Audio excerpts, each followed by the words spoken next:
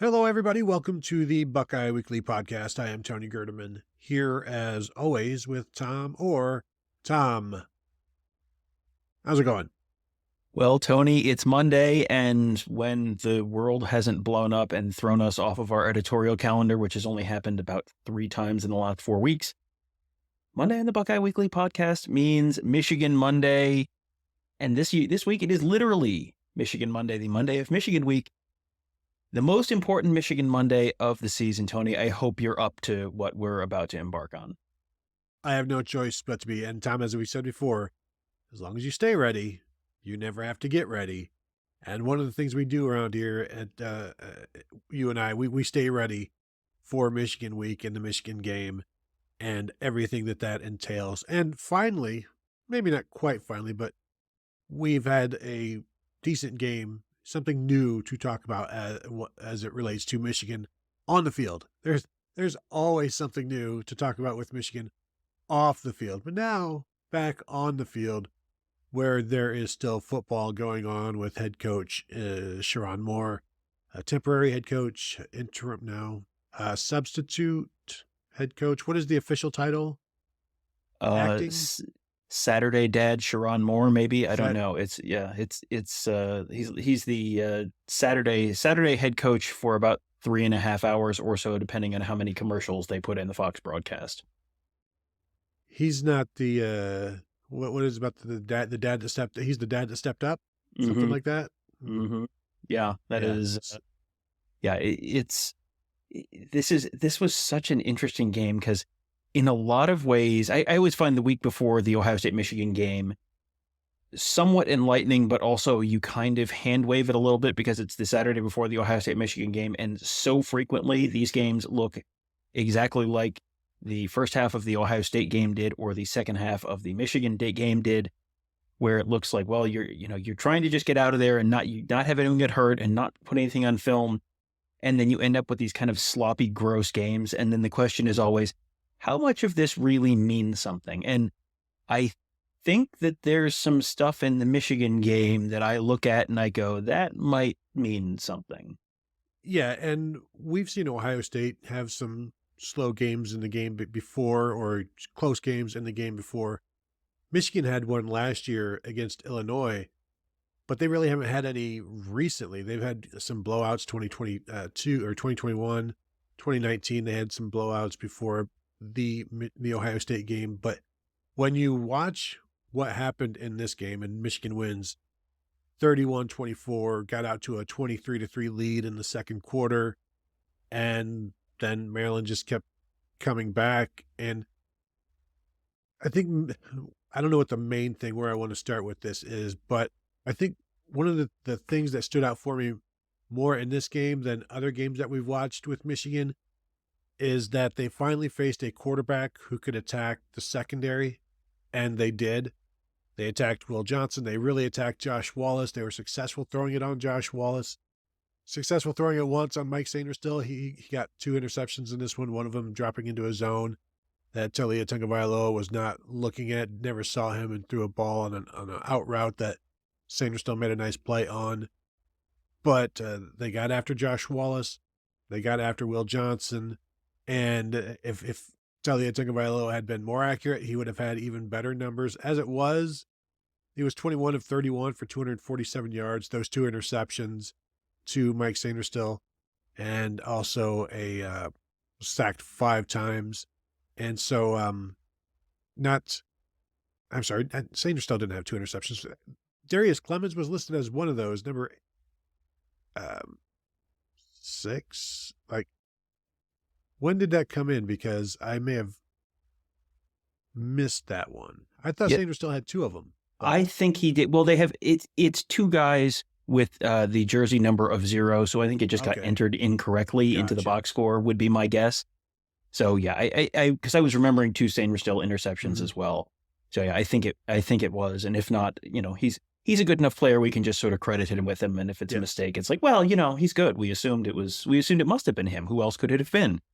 But yeah, the Talia Tagovailoa thing is interesting because he is probably the best quarterback they have played all year, which is both informative in terms of this week and informative also in terms of the previous 10 weeks.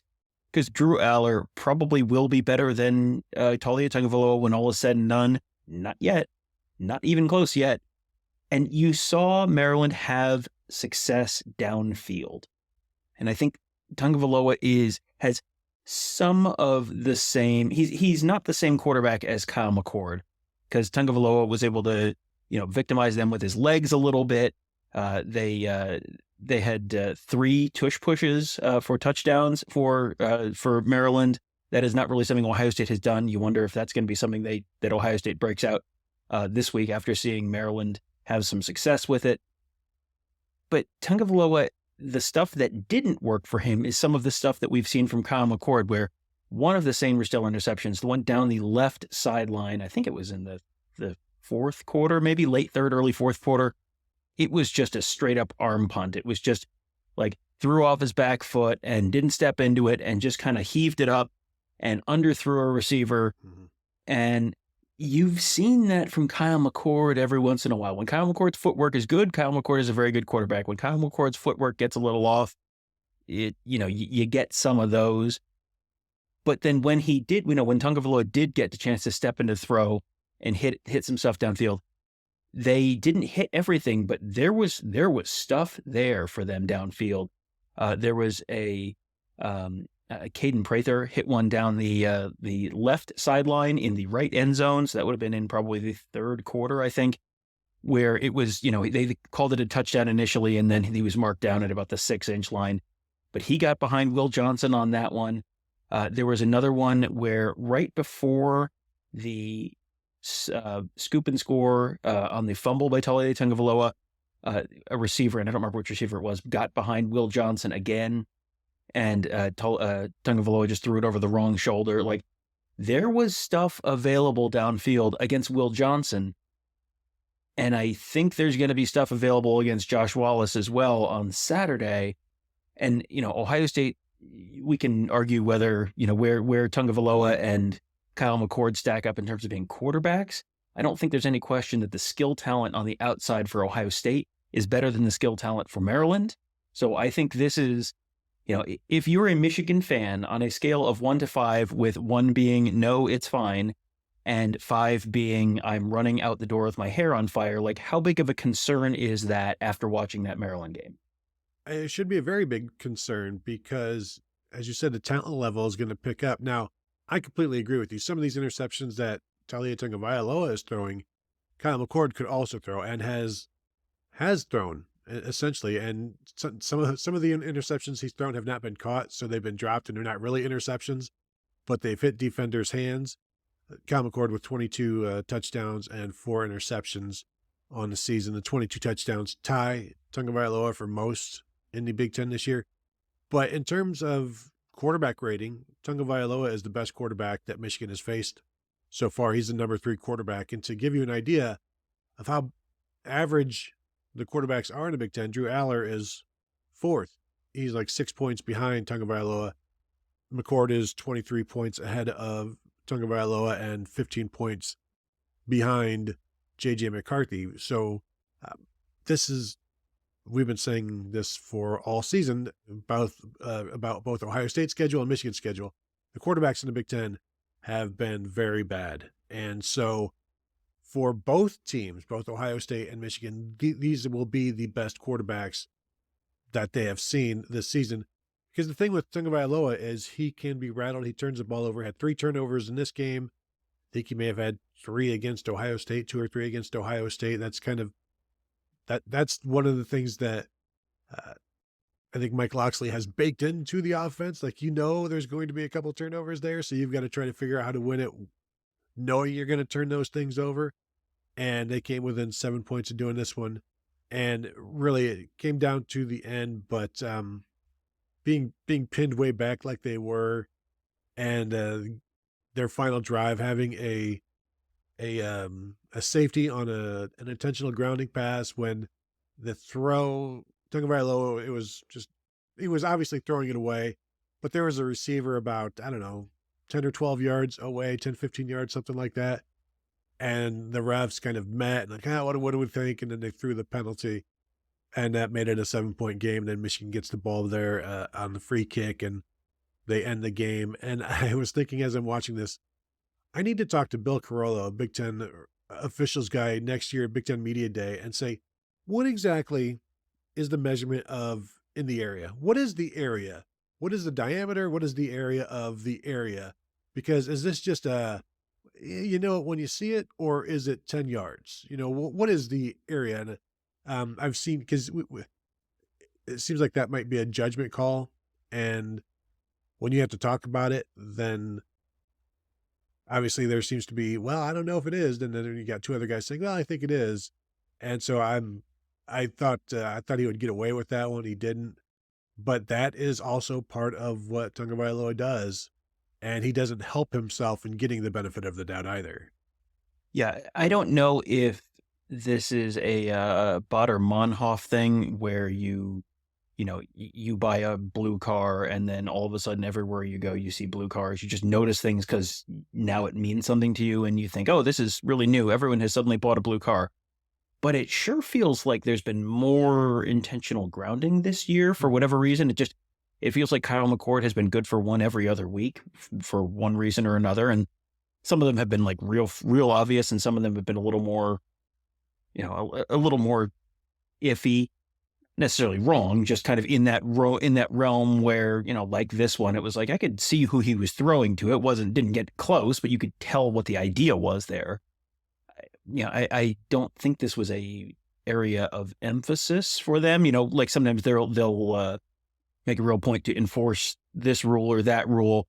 Like the year that Major League Baseball was like, we're going to enforce the balk rule a lot more strictly. And then there was just, 5 balks a game or whatever it was until they went, hey, this is stupid. And then undid that. And then it was fine again. I think for, more broadly speaking on the issue, Tagovailoa is the kind of good but not great quarterback that will, he giveth and he taketh away. You've seen that on and off from Kyle McCord. Kyle McCord has had plays where he looks like an NFL-ready quarterback and makes NFL-ready throws, and then he'll have throws where it's like, what happened there? How on earth was that? Either the read that you made or how on earth was, how on earth did you miss that throw by that much? And those things will happen 5 minutes apart. So it's a little bit of inconsistency. And McCord, this is his first year starting. Tagovailoa, I think Tagovailoa just kind of is what he is right now. And that's really good for Maryland. He's a very good quarterback by the standards of Maryland, but, not really what you would want from Ohio State. Kyle McCord, I think, has shown a lot of growth and progress this year where he's not CJ Stroud. He might never be CJ Stroud, but he's definitely a much better quarterback than he was at the beginning of the year. And it feels like some of those mistakes are getting fewer and further between for him. Yeah, and as we talk about J.J. McCarthy and his ongoing struggles, as I maybe borrow a little bit from Joe Namath there, I don't want to say struggle, but he was 7 of 8 against Penn State, so clearly you're completing 78% of your passes. Not really a struggle there. 12 of 23 for 141 yards with an interception against Maryland, and only throwing one interception in this game was quite an accomplishment for him because it probably could have been 2 or 3. And I was watching him, so I started charting the passes time in terms of how often did he go to a second read, and he didn't do it a lot. I think he maybe did it 6 times in his 23 attempts. And one of those was a scramble that should have been an interception in the end zone that led to an interception on the next throw. But when he'd be looking for another read, it would go to a tight end or a running back. And I don't know if that's because you've got somebody clearing out for the tight end, because like Colston Loveland is clearly his top option right now, especially Roman Wilson got knocked out in the first quarter. So that impacted things, and maybe that impacted everything, frankly. But just watching him and going to another read, and several times it was late, nearly threw an interception on the sideline early in the game on a second read or third, I think a second read at that point, because he's just waiting and waiting for that guy to open up. And seems to be that there's, I don't want, maybe a regression of some sort, and he's gone now 4 games without throwing a touchdown pass, which is a lot, 3 games, I'm sorry, without throwing a touchdown pass. And let me just check to see next year or last year. The most games he ever went without throwing a touchdown pass was 1. He never went 2 games in a row without throwing a touchdown pass. He's now gone 3. Of course, didn't throw the ball at all in the second half of Penn State, so that has something to do with that. But this game was, I think it should be a concern for Michigan fans because they're going to be facing a better Ohio State secondary than Maryland. They're going to be facing a better Ohio State secondary than they faced last year. McCarthy was not a very effective runner in this one. I don't know that they necessarily tried too much. He kept one on a read that he shouldn't have kept. I wonder how healthy he is because we know he got banged up a little bit against Penn State. And so coming into this game, weeks ago, I figured he's going to be heavily involved in the running game aspect of it because they're going to need him because the running game is struggling right now. So I think they're going to put a lot on him, or they need to put a lot on him. And based on what we saw against Maryland, I don't know how capable he is. But also, Tom, most importantly of all, I know last year we talked about, boy, you got to make J.J. McCarthy beat you. And boy, he beat the ever-living crap out of Ohio State.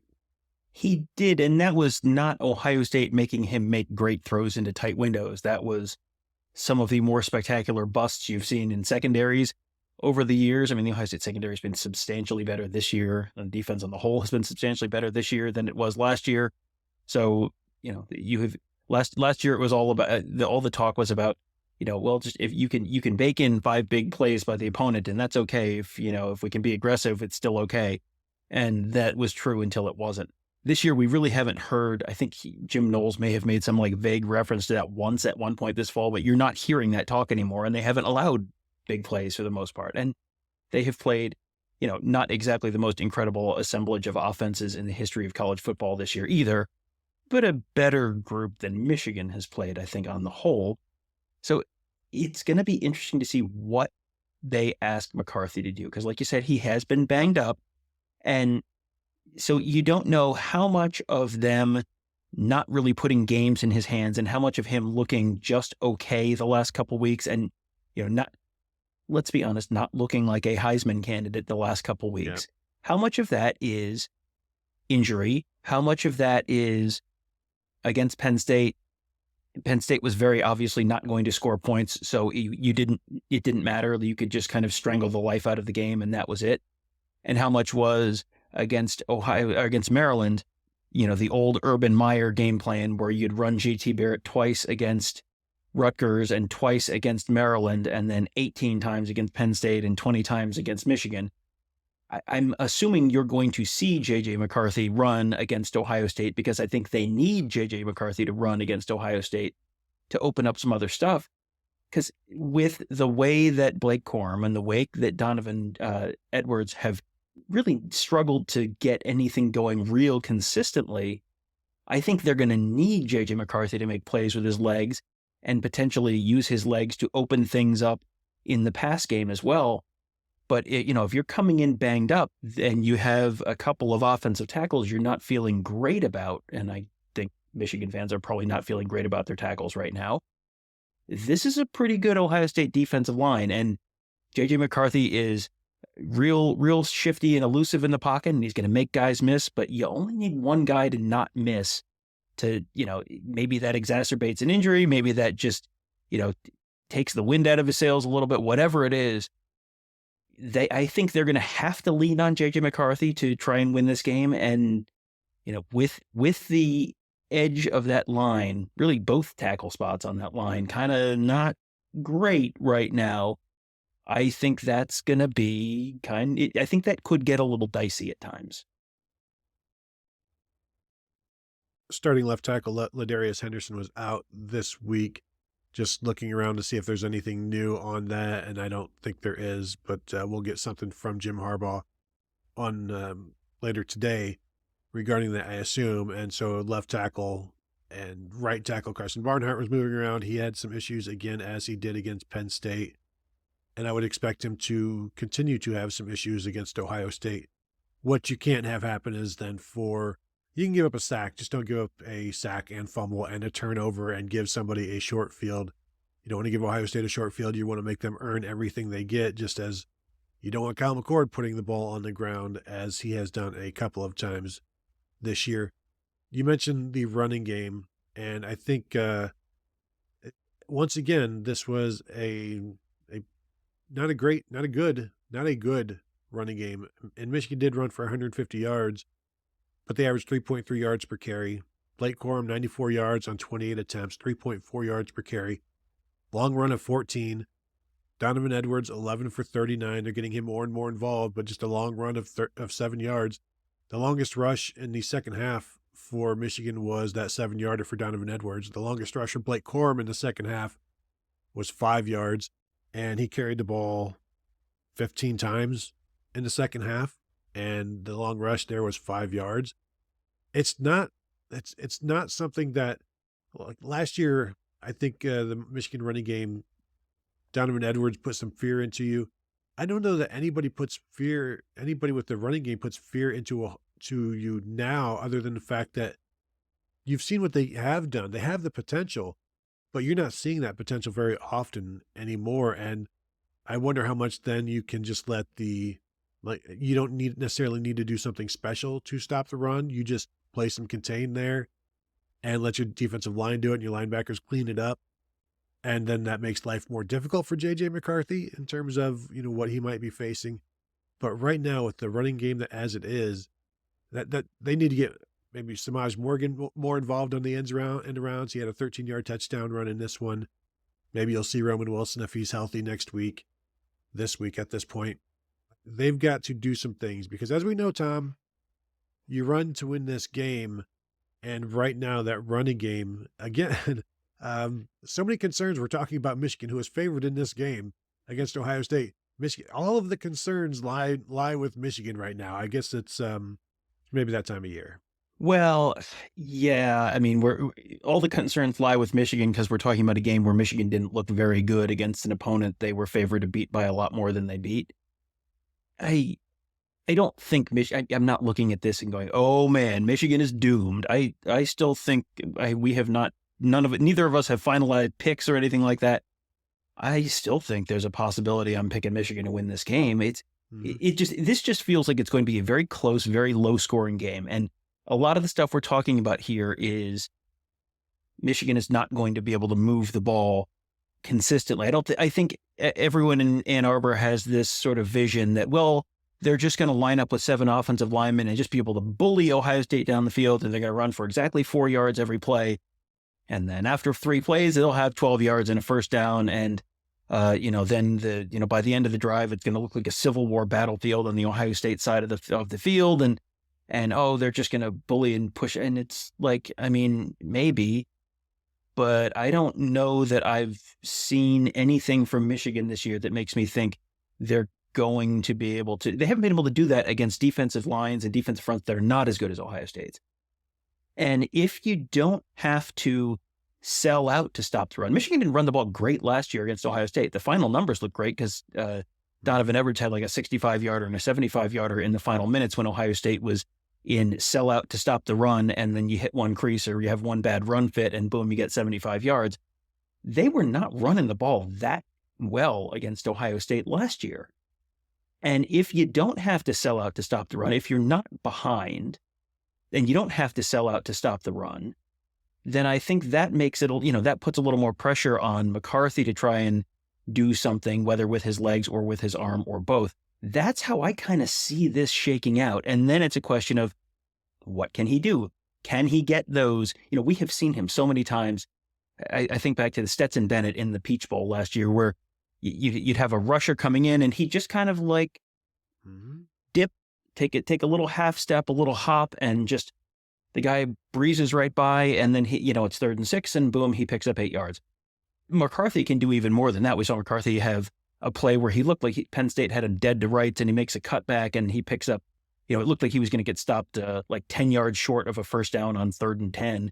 and instead he picks up a first down, and it was, one of the really crucial plays of the game. If he can do that, and if he can, get open and, have sort of a little bit of a broken play kind of thing and have wide receivers get open for him, I think that's how Michigan wins this game. It's force Ohio State turnovers, or JJ McCarthy kind of works his magic. And if he does, then all of a sudden, like, ta-da, you're back in the Heisman candidate, Heisman conversation. Because this is one of those big stage games where if you make those few Heisman moment kind of plays, that overcomes. No one's going to remember the Maryland game if JJ McCarthy, has 200 yards passing and a couple touchdowns and 80 yards rushing and a touchdown. Like, no one's gonna remember the Maryland game. They're just gonna go, hey, did you see what he did against Ohio State?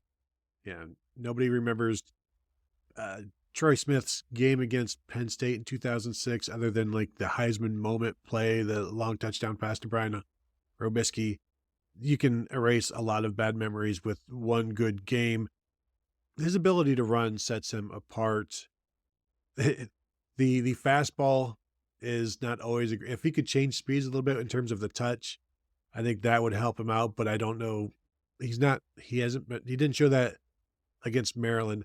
I think keeping plays alive is fantastic for him, but he just needs to be more careful throwing the ball back over the middle and maybe just taking a 3-yard scramble rather than trying to force something back across his body through traffic. Because right now, I don't think he's seeing things as well as he normally has. So maybe until things clear up, just take it easy and keep the ball for another play.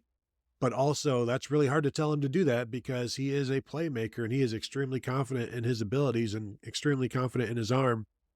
Has a fantastic arm, really good arm strength. Thinks he can make all of the throws, but right now, against Maryland, and again, absolutely could be looking ahead to Ohio State. You wouldn't blame pretty much anybody for looking ahead to the game of the year, the game of the decade type of thing. And looking past Maryland, everybody's done it. So you can't necessarily think too terribly about him, but just be more careful with the ball. Tom, as we're recording this, I got a message from Tyler Shoemaker, does some analytics and some numbers at TShoe Index on Twitter, sent me a message comparing Ohio State and Michigan against the 4 common opponents they've had since the low-level staffer was dispatched. The average net EPA OSU 0.3955, for Michigan 0.2348, which translates to Ohio State being about 11 points better on average against those teams since then.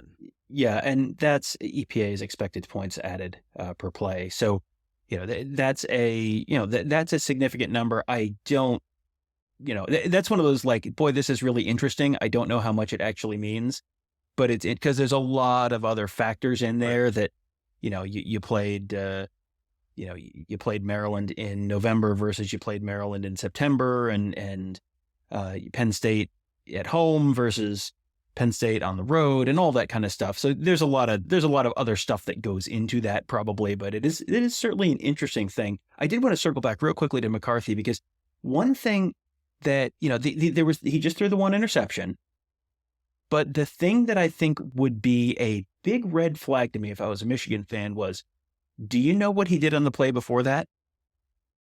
Almost threw another interception. He threw it to a pair of Maryland defenders and hit one of them in the hands.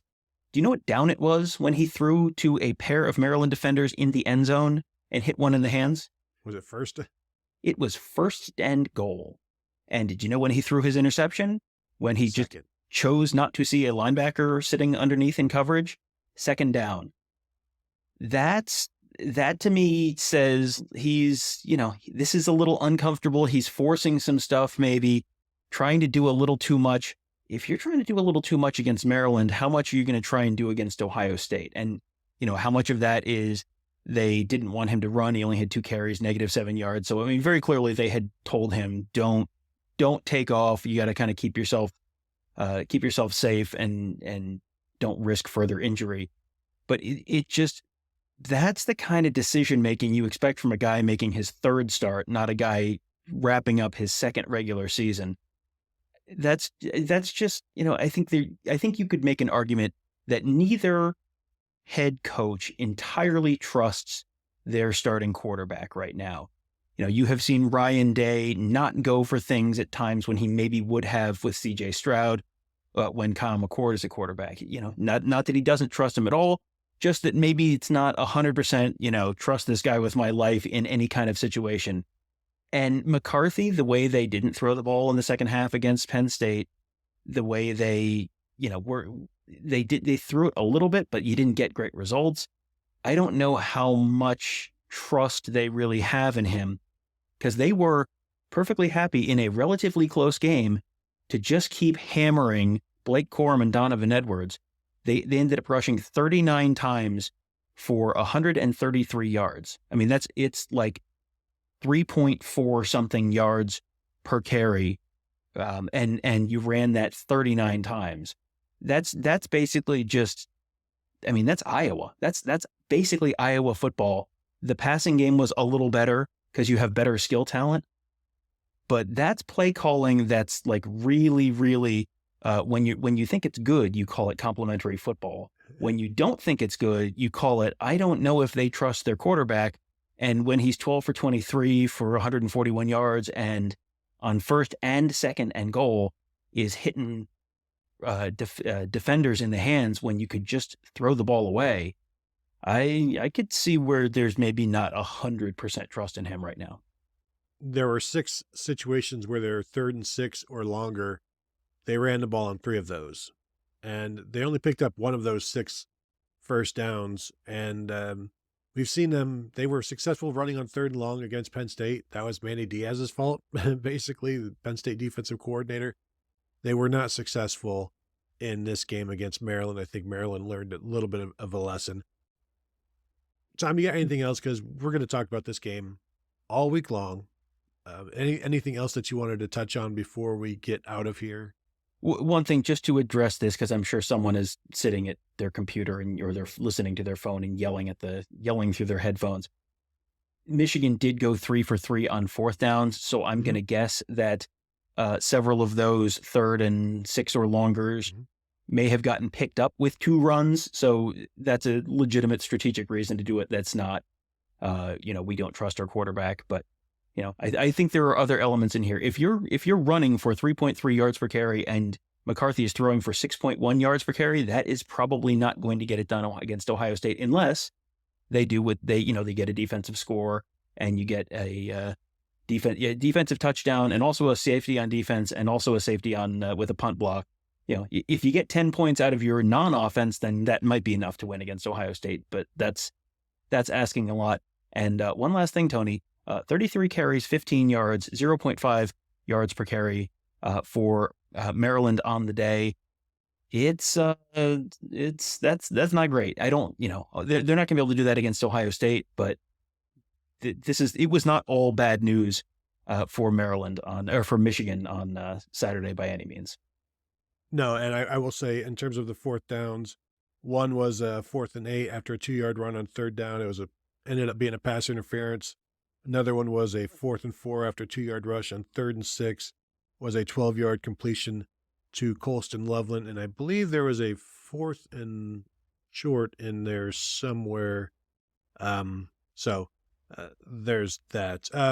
As I said, we're going to be talking about Ohio State, Michigan all week long and maybe for a couple of days after. We'll see how it goes. But we do want to invite you to like this video if you're watching on YouTube. Go ahead, and if you're listening to a podcast, whatever platform you're on, go ahead and, if you could, give us a 5-star rating and review. We would appreciate that. Of course, you can always find us at BuckeyeHuddle.com, and we encourage you to become a member. Check out everything we've got going on there.